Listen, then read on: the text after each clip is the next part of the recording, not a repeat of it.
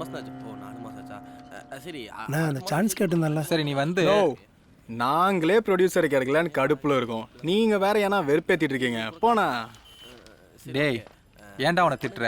இந்த கடையில் எவ்வளோ நாள் அக்கௌண்ட் வச்சிருக்கிறோம். காசா கேட்டான், சான்ஸ் தானே கேட்டான். டா இப்போ சாப்பிட்ற டீ கூட அக்கௌண்ட் தான்.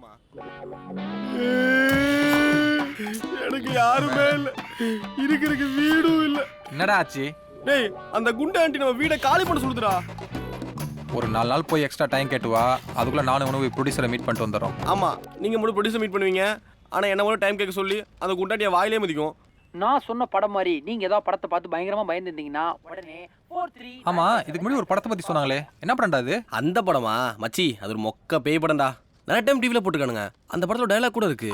நான் தான் பேய் வந்துட்டான் என்னமோ வரும்.